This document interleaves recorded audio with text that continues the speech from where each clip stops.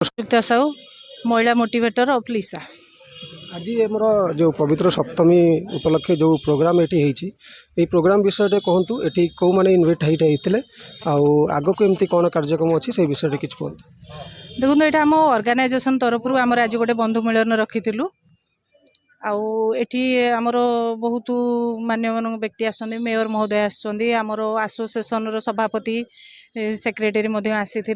आमर मंदिर मानकर सभापति सेक्रेटरी कर्मकर्ता आमर क्लब पिला माने सब आधे आसिकी जोग देइथिले आज बंधु मिलन कार्यक्रम रे। ये दशहरा उपलक्षे आप कटकवासी को कौन वार्ता देवे। आज जेहेतु दुर्गा पूजार आज सप्तमी अवसर में समस्त को शारदीय अभिनंदन। सर्वप्रथम मु आज कटकवासी गोटे मेसेज देवी आम कटक सहर हूँ भाईचारार सहर सब बेले जमी आमर ठाकुर भसाणी जमी सुरखुरे चले सेमती डीजे मुक्त भसाणी करूँ एवं निशा मुक्त भसाणी करके भलरे माँ को विदाय दिंतु मुझे समस्त को कहि समस्त पुणी थे शारदीय अभिनंदन। धन्यवाद। आज राज्यवासी को कटकवासी को शारदीय दुर्गा पूजा उपलक्षे मु शुभेच्छा जनवा संगे संगे खाली एति कथा कहबी यही पूजा उत्सव आम को माँ आशीर्वाद रे एमती हजार वर्षर गौरव गर्व कटकर परिचय को जमती बढ़ेबार साहाय्यकारी हो आम मत संगति एकता रहू भाईचारा रहू कटक जो गौरव परंपरा नहीं कि आज आम गर्व अनुभव करूँ से परंपरा गौरव आगू जाऊ। यही समय मध्य बंधु मिलन यही समय भितर सबू पूजार प्रस्तुति ए वर्ष 2023 पूजा प्रस्तुति समस्त प्रस्तुति काम शेष होती महानगर निगम तार समस्त रास्ता घाट विद्युतकरण ठू आरंभ करी स्वच्छता पुलिस प्रशासन जिला प्रशासन समस्त मिलित सहयोग पूरा प्रस्तुत हो। एक वर्ष 2023 दशहरा पूजा आकर्षणीय हम कटक को राज्यवासी को अनुरोध करूँ कटक को आसतु दशहरा पूजा को उपभोग करूँ मेलन सामिल हूँ। आ लिसा पक्षर आमर सान भाई एडवोकेट गदाधर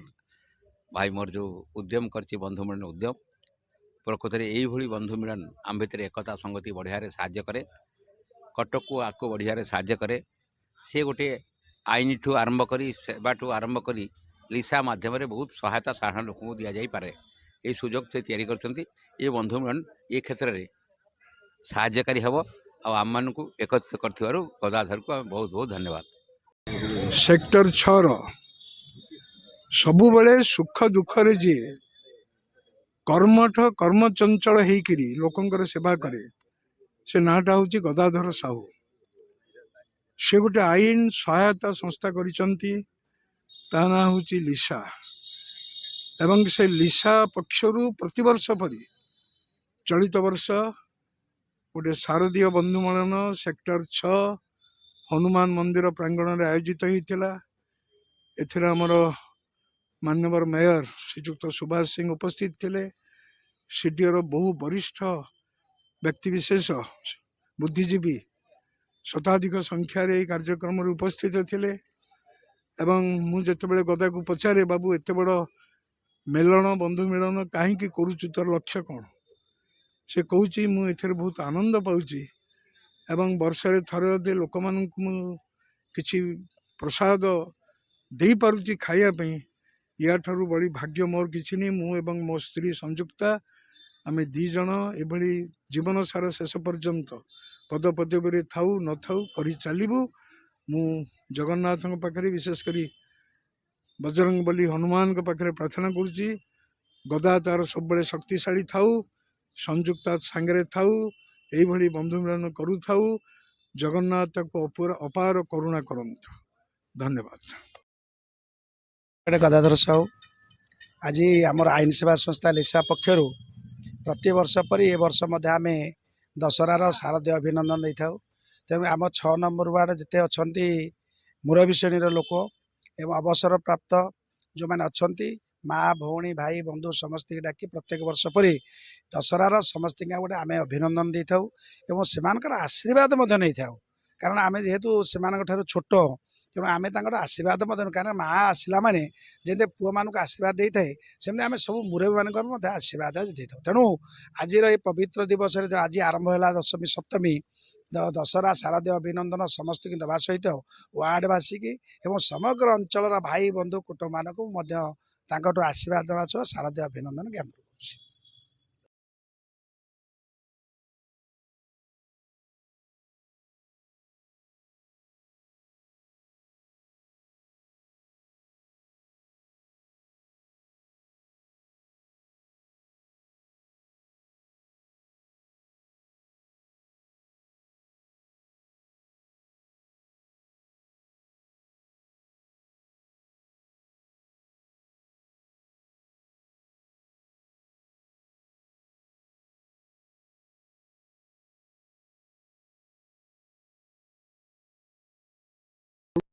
तो आपण मैंने देखुले आम सेक्टर 6 वार्ड नंबर 6 हनुमान मंदिर प्रांगण अच्छू जो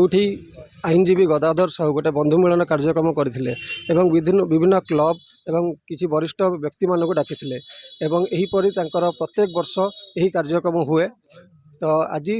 शारदीय दुर्गा पूजार सप्तमी यही उपलक्षे श्रीचक्र टीवी तरफ आप समस्त को हार्दिक अभिनंदन एवं शुभेच्छा। CDA sector 6 ward number 6 Hanuman मंदिर पाखर कैमरा पर्सन गौतम सह संदीप श्रीचक्र टीवी।